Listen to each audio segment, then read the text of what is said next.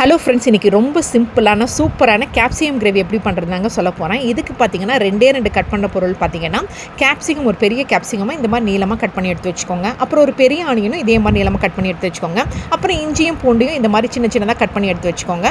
அப்புறம் இதுக்கு தேவைப்படுற மசாலா பொருட்கள் என்னங்க, 1 டேபிள் ஸ்பூன் உப்பு, 1 டேபிள் ஸ்பூன் வந்து ட்ரை சில்லி பவுடர், அதாங்க வரமிளகாத்தூள்.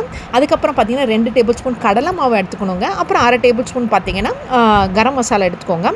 இதுக்கு மெயின் இன்க்ரீடியன்ட் என்னென்னு பார்த்தீங்கன்னா 2 டேபிள் ஸ்பூன் தயிர் தாங்க மெயினாக தேவை. இந்த தயிர் ஆட் பண்ணிங்கன்னா தான் ஹோட்டல் ஸ்டைலில் வருங்க. இதுக்கு தாளிக்கிறதுக்கு பார்த்தீங்கன்னா 1/4 டேபிள் ஸ்பூன் அளவு சீரகம் எடுத்திருக்கேங்க. ஆஸ் யூஷுவல் கடலை எண்ணெய் ஊற்றி நான் வந்து தாளிக்கிறேங்க. நான் வந்து கடலை எண்ணெய் ஊற்றி தான் தாளிக்கிறேன்.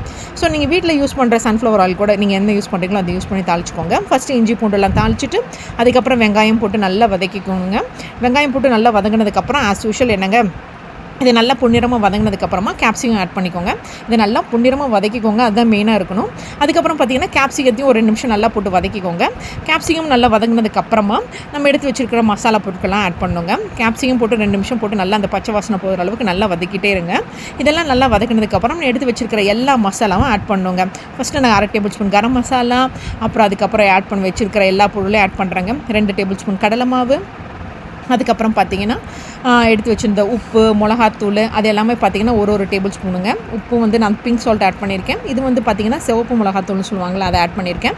இதெல்லாம் போட்டு மிக்ஸ் பண்ணதுக்கப்புறமா நான் வந்து பார்த்திங்கன்னா தயிர் 2 கரண்டி ஆட் பண்ணுறேங்க. தயிர் 2 கரண்டி ஆட் பண்ணிவிட்டு தண்ணியும் ஆட் பண்ணுறேன். தண்ணி எவ்வளோ அளவுன்னு சொல்கிறேன் உங்களுக்கு. தயிர் பார்த்திங்கன்னா 2 கரண்டி ஆட் பண்ணிவிட்டு தண்ணி பார்த்திங்கன்னா ஒரு 1/4 டம்ளர் அளவு தண்ணி ஊற்றிங்க. ஒரு தட்டு போட்டு நல்லா மூடி வச்சுக்கோங்க.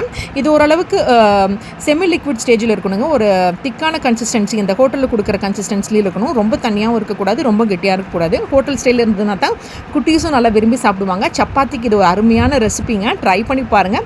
திரும்ப கேட்பாங்க உங்கள் வீட்டில் எல்லாருக்கும். ஒரு டிஃபன் பாக்ஸ்க்கும் நல்லாயிருக்கும், நீங்கள் வீட்டில் வச்சு சாப்பிட்றதுக்கு தோசைக்கும் சப்பாத்திக்கும் நல்லாயிருக்குங்க. இது தட்டில் மூடி வச்சு ஒரு 5 நிமிஷம் கழிச்சு திறந்து பார்த்தீங்கன்னா ரெடி ஆகிடும்.